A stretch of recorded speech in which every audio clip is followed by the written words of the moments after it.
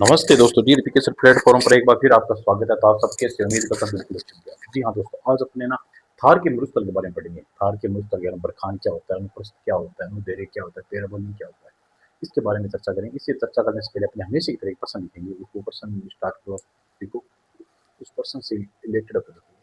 Question लिखो दोस्तों, निम्नलिखित निम्नलिखित में से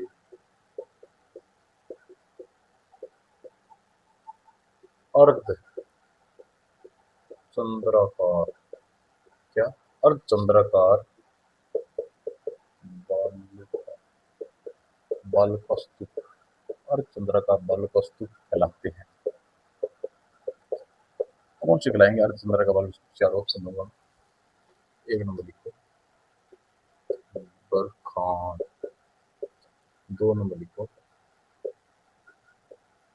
अनुप्रस्थ, तीन नंबर लिखो अनुदैर्घ्य, चार नंबर लिखो पैराबोलिक। बल का स्तूप है, ठीक है। कौन से अर्धचंद्राकार, मतलब ऐसे अर्धचंद्राकार कौन से बल का स्तूप कहलाएंगे दोस्तों, मुझे ये बता दो इसमें से। जी हाँ दोस्तों, बरखान, ये अर्धचंद्राकार बल का स्तूप कहलाते हैं। बरखान है ना दोस्तों, ये अर्धचंद्र का बाल का स्तूप कहलाते हैं। बरखान बाल का स्तूप सबसे सर्वाधिक शेखावटी में देखने को मिलता है। शेखावटी में कौन सा? चूरू जूनू सीकर, ठीक है। अनुप्रस्थ बाल का स्तूप, अनुप्रस्थ बाल का स्तूप ये हवा के समकोण दिशा में बाल का स्तूप बनते हैं। हम हवा के समकोण दिशा में बनते हैं, तो ये बाल का सर्वाधिक बीकानेर संभाग में देखने को मिलता है और जूनू क्षेत्र में देखे जा सकते हैं इसे बाल का स्तूप को। अनुदैर्घ्य, अनुदैर्घ्य बाल का स्तूप है ना, ये हवा के समांतर दिशा में निर्मित होते हैं। ये बालू का स्तूप सर्वाधिक जैसलमेर के अंदर देखे जा सकते हैं दोस्तों। ये सीप, इसी प्रकार का बालू का स्तूप है, सीप का आकार है ना, इसी तरह।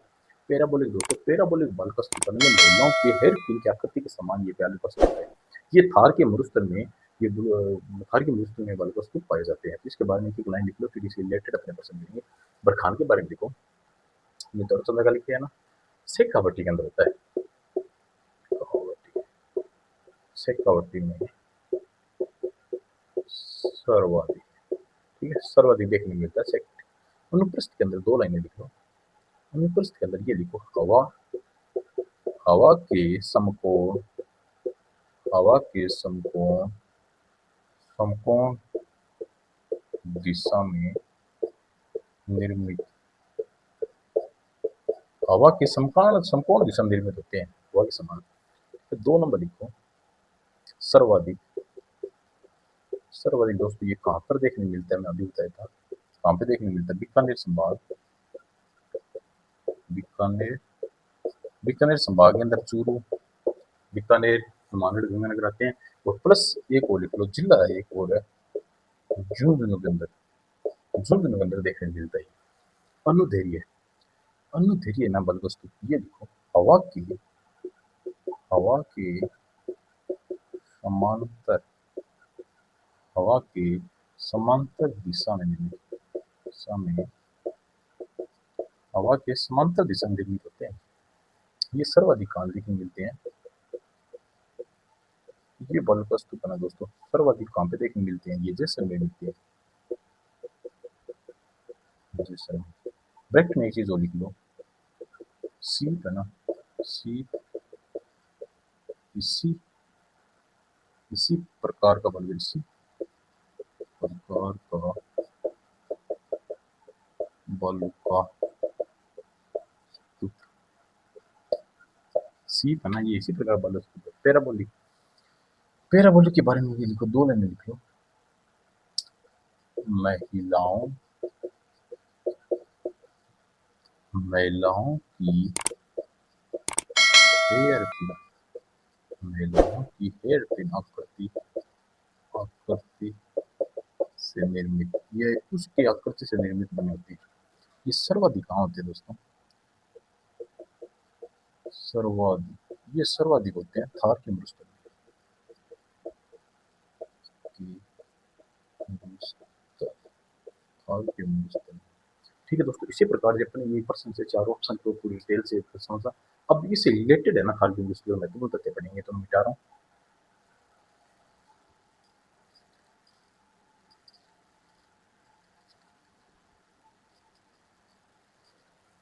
यहाँ पे लिखो थार का दोस्तों, थार का ये भारत के अंदर 80% है, अगर ये वो बाकी 20% पाकिस्तान के अंदर है। तो अगर इससे माने ना, अगर भारत के अंदर 80% किसके अंदर है तो राजस्थान के अंदर है। पॉइंट माने थार के दोस्तों ये सबसे पहले लिखो, एक पॉइंट लिखो, तारा बल्लू का, मैं नाम लिखूंगा कहाँ कहाँ पे है, ठीक है। ये इस तरह से तारे के समान हो गया, ठीक है, बलकस्तु बनते हैं। ये लिखो मोहनगढ़ में होता है, मोहनगढ़ में बनता है ये, पोखरण में बनता है दोस्तों, सूरतगढ़ में बनता है। ये सूरतगढ़ में ये देखने मिलता है तारा बलकस्तु। नेटवर्क बलकस्तु होते हैं दोस्तों, ये हनुमानगढ़ में मिलता है, हरियाणा की सीमा पर निर्मित होता है ये नेटवर्क बलकस्तु। तो ये भी लिख सकते हो आप, दोनों में लिखो नेटवर्क बलकस्तु। नेटवर्क बलकस्तु कहाँ पे है दोस्तों, हनुमानगढ़, हनुमानगढ़ में है। और क्या है, हरियाणा की सीमा पर, हरियाणा की सीमा पर मिलता है, ठीक है। 3 नंबर लिखो दोस्तों अपने को, पवनानुवर्ती, पवनानुवर्ती मेरे नाम पे है, या इसे क्या बोलते हैं, रेखीय, रेखीय बालू का, रेखीय बालू का। ये दोस्तों कहाँ पे मिलता है, ये मिलता है जैसलमेर, ये मिलता है जैसलमेर के अंदर, बाड़मेर के अंदर, जैसलमेर बाड़मेर। और इस जिलों में देश में नदी घाटी में मिलते हैं। यहाँ पे एक चीज और लिख लो, बस ब्रैकेट में एक चीज लिखो दोस्तों, देश तत्ती, देश तत्ती नदी घाटी, घाटी में ये दोस्तों, ये बलुका स्तूप है ना, ये यहाँ पे एक चीज और लिख लीजिए, लंबवत होती है, ये लंबवत, लंबे होते हैं, लंबवत व सर्वाधिक ऊंचे होते हैं।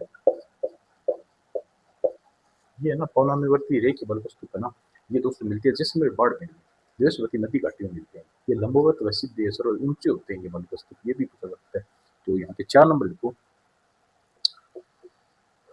4 नंबर लिखो, संपूर्ण, संपूर्ण रेतीला, संपूर्ण रेतीला मरुस्थल, मरुस्थल क्या कहलाता है, ये या ईर कहलाता है, ठीक है, ईर कहलाता है दोस्तों, संपूर्ण रेतीला मरुस्थल। 5 नंबर एक लाइन लिख लो, संपूर्ण पथरीला, जिसमें पत्थर होते हैं ना तो रेतीला में पथरीला, मरुस्थल क्या कहलाता है, मरुस्थल क्या कहलाता है दोस्तों, हमादा, हमादा कहलाता है। हमादा मुख्यतः दोस्तों कहाँ पर है, पोखरण में मिलता है ये हमादा, पत्थर साइड है। वो बलोत्रा, बलोत्रा मिलता है और फलोदी मिलता है, यहाँ पर क्या हमादा मिलता है। तो एक बार इतना लिखो, उसके बाद वो लिखते हैं जिससे संपूर्ण प्रतिला होता है, मिटा दो।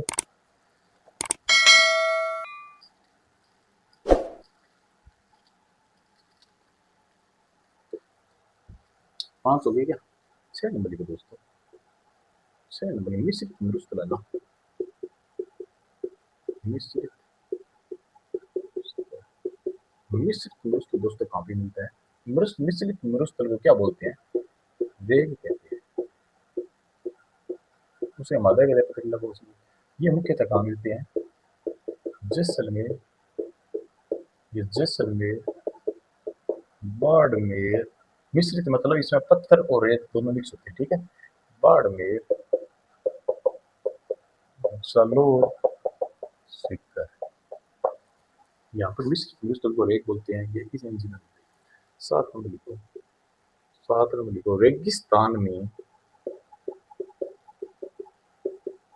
रेगिस्तान, रेगिस्तान में दाल नुमा, दाल नुमा पाई जाने वाली, पाई जाने वाली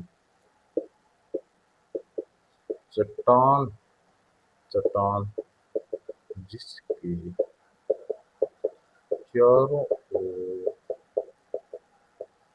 चारों ओर पानी हो, उसे उसे क्या बोलते हैं? इनसे इनसेल बर्फ के हैं। इसका उदाहरण क्या है? सांभर झील है दोस्तों, सांभर झील इसका उदाहरण लिख सकते हो आप। साथ में 8 नंबर लिखो। रेगिस्तान है दोस्तों, रेगिस्तान में आगे खिसकता और रेगिस्तान मार्च लगता है। रेगिस्तान का आगे खिसकना, रेगिस्तान मार्च लगता है। रेगिस्तान एक मतलब कह रहे विस्तार होता है।